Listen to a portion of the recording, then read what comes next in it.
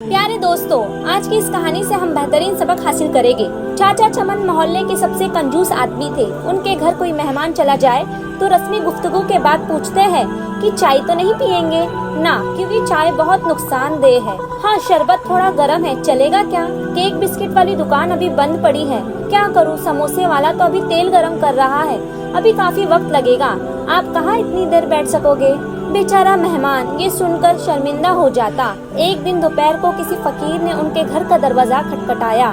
चाचा चमन ने दरवाजा खोला। बगैर पूछे कौन है? फकीर बोला, बेटा मेहरबानी करो, मुझे कुछ पैसे दे दो, मेरे पास सब्जी है, रोटी खरीद कर खा लूँगा। चाचा चमन ने बोला, जाओ जाओ, दफा हो जाओ, नहीं है मेरे पास पैसे। पता नहीं कहाँ से ऐसे भिखारी आ जाते हैं, मांगने के लिए खाने से दिल नहीं भरता। चाचा चमन ने बेचारे फकीर को खूब बातें सुनाई। फकीर मायूस हो गया। आखिर उसके जुबान से बदुआ निकली, अल्लाह तुझे हमेशा खाने से दूर रखे, तू भी कुछ ना खा सके।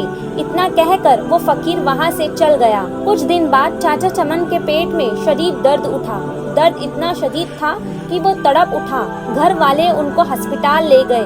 अस्पताल में चाचा चमन के मुख्तलिफ टेस्ट हुए। आखिर पेट के दर्द का पता चल गया।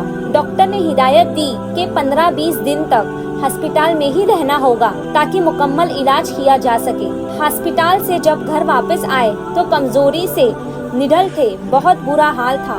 कोई चीज हजम नहीं होती, दही भी खाते तो उल्टी हो जाती। डॉक्टर के पास जाते तो वो कहता, शायद आपने बदपरहेजी की है।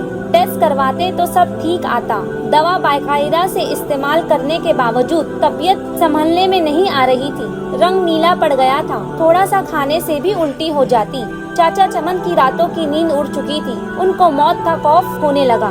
सोचते सोचते उन्हें नींद आ गई। ख्वाब में देखा पुलाव की देग के पास बैठे हैं, वो सबको चावल बांट रहे हैं। सुबह उठकर चाचा चमन ने घर वालों को अपना ख्वाब सुनाया तो उन्होंने मशवरा दिया कि गरीबों को खाना खिलाओ। चाचा चमन ने खैरो बावर्ची को बुलाया और उससे पूछा कि पुलाव की 10 किलो की देग पर कितना खर्च आएगा। बावर्ची ने खर्च बताया।